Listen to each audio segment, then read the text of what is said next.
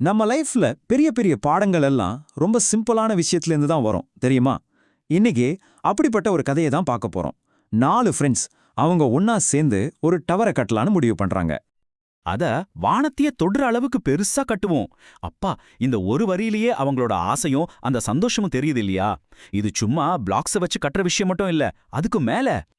அப்போ இந்த கனவை கண்டவங்க யாருன்னு பார்க்கலாமா? லில்லி, மியா, சாரா அப்புறம் கிரேஸ். 4 பேரும் பெஸ்ட் ஃப்ரெண்ட்ஸ், ஒரே கனவோட இருக்காங்க. இவங்க எல்லாரும் ஒரு பார்க்ல அவங்களோட இந்த சூப்பரான அட்வென்ச்சர் ஆரம்பிக்க ரெடியா இருக்காங்க. சரி, ஒரு கனவு இருக்கு. ஆனா அதை எப்படி நிஜமாக்குறது? இங்கதான் ஒரு ட்விஸ்ட். அவங்க ப்ராஜெக்டோட ரொம்ப முக்கியமான ஒரு பார்ட் முதல் பிளாக்கை எடுத்து வைக்கிறதுக்கு முன்னாடியே நடந்துடுச்சு. வாங்க, ஒரு சிம்பிளான ஐடியா எப்படி ஒரு பவர்ஃபுல் பிளானா மாறுதுன்னு பாப்போம்.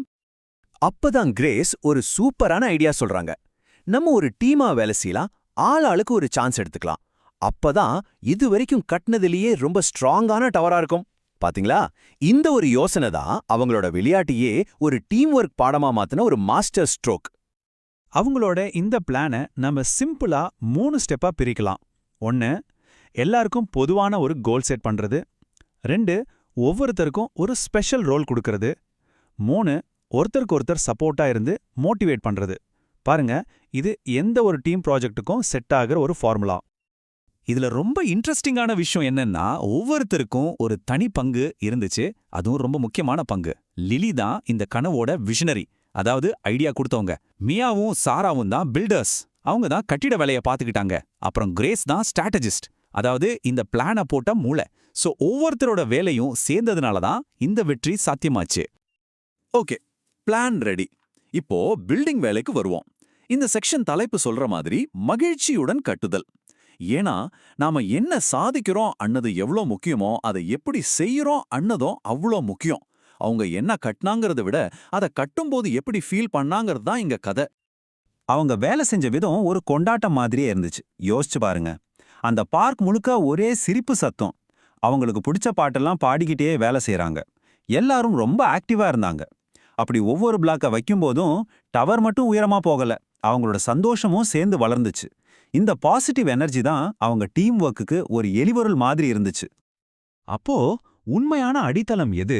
அன்னைக்கு அவங்க நிஜமாவே என்னதான் கட்டுனாங்க? இப்போதான் நாம இந்த கதையோட மைய கருத்துக்கே வரும்.